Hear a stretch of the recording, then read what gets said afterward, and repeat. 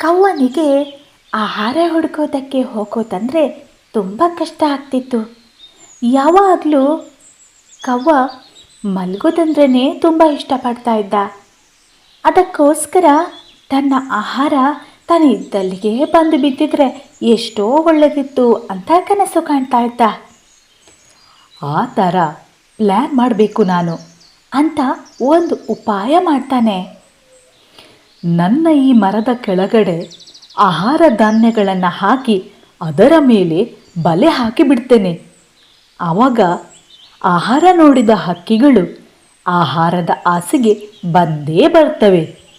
ಧಾನ್ಯ ತಿನ್ನೋದಕ್ಕೆ ಹೋಗಿ ಬಲೆಯಲ್ಲಿ ಸಿಕ್ಕಿ ಹಾಕಿಕೊಳ್ತವೆ. ಇದರಿಂದ ನನ್ನ ಧಾನ್ಯನೂ ಉಳಿಯುತ್ತೆ, ಹಕ್ಕಿಗಳ ಮಾಂಸನೂ ಸಿಗುತ್ತೆ.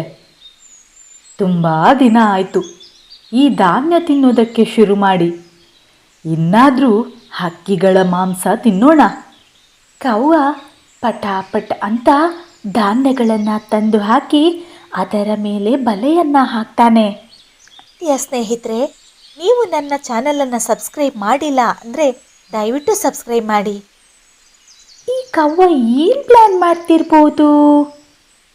ದೊಡ್ಡ ಸೋಮಾರಿ ಇವನು. ಅಂಥವನು ಧಾನ್ಯಗಳನ್ನು ಯಾಕೆ ಈ ಥರ ನೆಲದ ಮೇಲೆ ರಾಶಿ ಹಾಕ್ತಿರ್ಬೋದು ಅಂತ ಮೈನಾ ಸರಿಯಾಗಿ ನೋಡಿದಾಗ ಆ ಧಾನ್ಯದ ಮೇಲೆ ಕವ್ವ ಬಲೆ ಹಾಕಿದ್ದನ್ನು ನೋಡ್ತಾಳೆ. ಅವಳಿಗೆ ಕವ್ವನ ಪ್ಲ್ಯಾನ್ ಕೂಡಲೇ ಅರ್ಥ ಆಯಿತು. ಈ ದುಷ್ಟ ಕವ್ವನ ಪ್ಲ್ಯಾನ್ ಈ ಥರ ಇದೆಯಾ ಅಂದರೆ ಇದು ಹಕ್ಕಿಗಳನ್ನು ಬೀಳಿಸೋ ಜಾಲ. ಎಲ್ರಿಗೂ ಎಚ್ಚರಿಕೆ ಕೊಡಬೇಕು, ಯಾರೂ ಈ ಕಡೆ ಬರಬಾರ್ದು. ಕಾಡಿನಲ್ಲೆಲ್ಲ ಇದೇ ಸುದ್ದಿ ಆಗಬೇಕು. ಕವ್ವ ಒಂದು ಮರದ ಮರೆಯಲ್ಲಿ ಆರಾಮವಾಗಿ ಹಾಡು ಹಾಡಿಕೊಂಡು ಮಲಗಿರ್ತಾನೆ. ಸಂಜೆನೂ ಆಯಿತು. ಯಾವುದೇ ಹಕ್ಕಿ ಕವ್ವನ ಧಾನ್ಯದ ಕಡೆ ಬಂದೇ ಇರಲ್ಲ. ಇರಲಿ, ಇವತ್ತು ಮೊದಲನೇ ದಿನ ಅಲ್ವಾ, ನಾಳೆಗೆ ಖಂಡಿತ ಬಂದೇ ಬರ್ತವೆ. ಅದೇ ತರಹ 3 ದಿನ ಕಳಿತು. ಈಗಂತೂ ಕವ್ವನಿಗೆ ನಿಲ್ಲೋದಕ್ಕೂ ಶಕ್ತಿ ಇರಲಿಲ್ಲ. ಯಾಕಂದರೆ ಹಕ್ಕಿಯ ಮಾಂಸದ ಆಸೆಯಿಂದ ಕವ್ವ ಏನನ್ನೂ ತಿಂದಿರಲಿಲ್ಲ. ಯಾಕೆ ಹೀಗೆ ಆಯಿತು? ಮೊದಲು ಈ ಧಾನ್ಯನ ತಿಂದುಕೊಳ್ತೇನೆ, ಇಲ್ಲದೇ ಇದ್ದರೆ ನಾನು ಈಗಲೇ ಸಾಯ್ತೇನೆ ಅಂತ ಕಷ್ಟದಿಂದ ಆ ಬಲೆನ ತೆಗೆದು ಬದಿಗೆ ಹಾಕಿ ಅಲ್ಲಿದ್ದ ಆ ಧಾನ್ಯನ ತಿಂದು ಅಲ್ಲಿಂದ ಹಾರಾಡ್ತಾನೆ.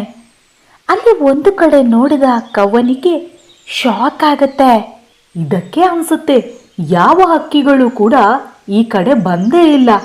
ಈ ಇಲಾಖೆಯನ್ನು ದಾಟಿ ಹೋಗಬೇಡಿ, ದುಷ್ಟರಿದ್ದಾರೆ, ಎಚ್ಚರಿಕೆ. ಏನ್ ಕವ್ವ, ಮಾಂಸದೂಟ ಚೆನ್ನಾಗಿತ್ತು ಅನ್ಸುತ್ತೆ. ಕವ್ವ ಕೂಡಲೇ ವಾಯ್ಸ್ ಬಂದ ಕಡೆ ಹಿಂತಿರುಗಿ ನೋಡ್ತಾನೆ. ಅಂದರೆ ಇದೆಲ್ಲ ನಿನ್ನ ಕೆಲಸನಾ?